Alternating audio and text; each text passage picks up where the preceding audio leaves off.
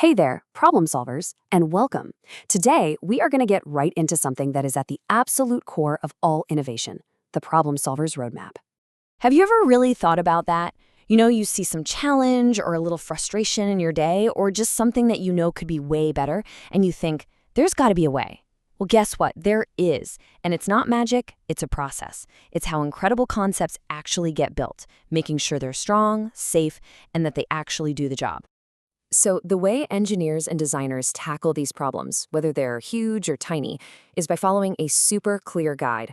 I want you to think of it like a roadmap, one that takes you from a fuzzy what if all the way to a concrete here's how. And this whole structured path has a name: the engineering design process. Okay, let's break this down. The whole process really has 5 key steps. It kicks off with asking the right questions, then you let your mind run wild and imagine every possibility. You plan the smartest way forward, you create a real version of it, and then, and this is so important, you improve it. That last part is what turns this from just a straight line into a powerful repeating cycle. All right, first things first, you gotta find that spark. Every single great invention starts right here. Someone just looks at the world, they notice a problem, and then they unleash their creativity to imagine a better way. So the very first step is just to ask, hey, what's actually the problem here? And you find these problems by basically becoming a detective in your own world. You look, you listen, maybe you notice that the school playground turns into a giant mud pit every time it rains, and it's just no fun to play on. See, that's a real problem that affects real people. And this brings us to a skill that is just absolutely crucial for any problem solver: empathy. It's not enough to just see the mud. You have to feel the frustration of the kids who can't play. This is the whole idea behind what's called human-centered design. It's an approach that puts people's feelings first, so you know you're solving the right problem. Okay, so you get the problem. Now comes my favorite part. It's time to imagine. You get your team together and you just brainstorm. And the number one most important rule is there are absolutely no bad ideas. Seriously. You want to go for quantity here, not quality, because sometimes the silliest idea can spark a truly brilliant one. So for our muddy playground, what have we got? Let's just throw stuff out there. We could build a giant roof over the whole thing.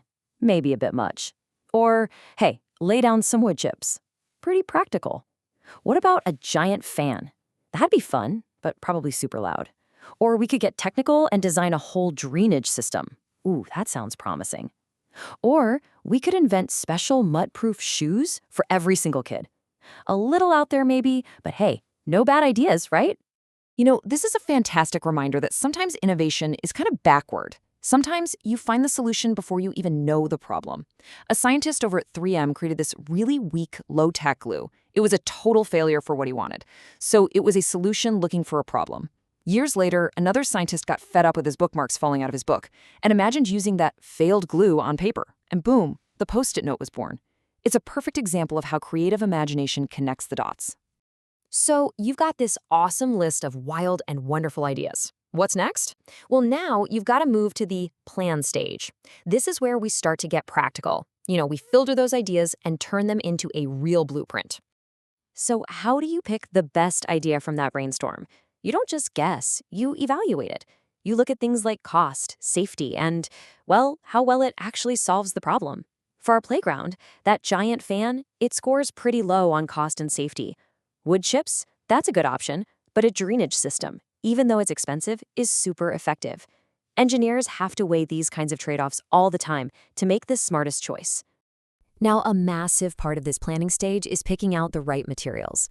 And I mean, this is absolutely critical. Different materials have totally different properties like strength or flexibility or how they handle water.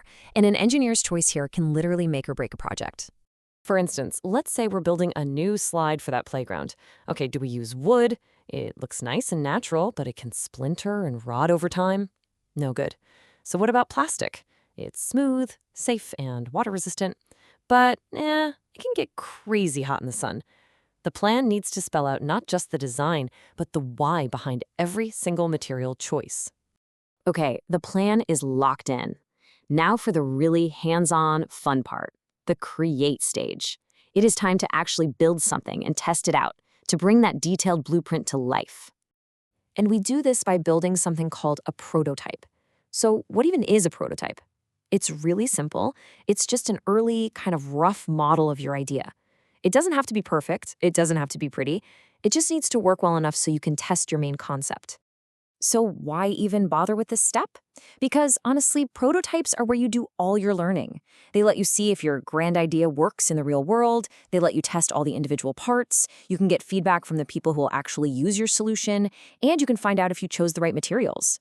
It's just a fast, cheap way to find and fix all the flaws. Let's bring this back to our muddy playground. If we decided on that drainage system, we're not going to immediately go dig up the whole park, right? No way. Instead, we could build a little small-scale prototype. Maybe in a shoebox with some dirt and tiny pipes, we could pour water over it and see if our drainage idea actually works. That's prototyping in action. All right, so we've walked through the whole roadmap. What does this all mean? It means you have the tools to actually engineer your own world. It's about seeing yourself as more than just a bystander. You are a solution seeker. So let's look at that roadmap one more time, right? You ask and empathize to find the real heart of a problem. You imagine every wild possibility. You plan your smartest path forward. You create a prototype to test it. And then, and this is the engine that drives everything, you improve. That improve step sends you right back to an earlier stage. Maybe you need a new plan or even new ideas. It's a cycle of making things better and better. And you want to know the best part? This whole process, this roadmap, it is not just for engineers building bridges or programmers writing code. It is a powerful, systematic way of thinking that you can use to tackle any challenge you face, whether it's at school, at home, or out in your community. So I'm going to leave you with this question. I want you to look around your world, but with new eyes. Observe, listen, and empathize. What problem out there is just waiting for a solution seeker, just like you, to get started?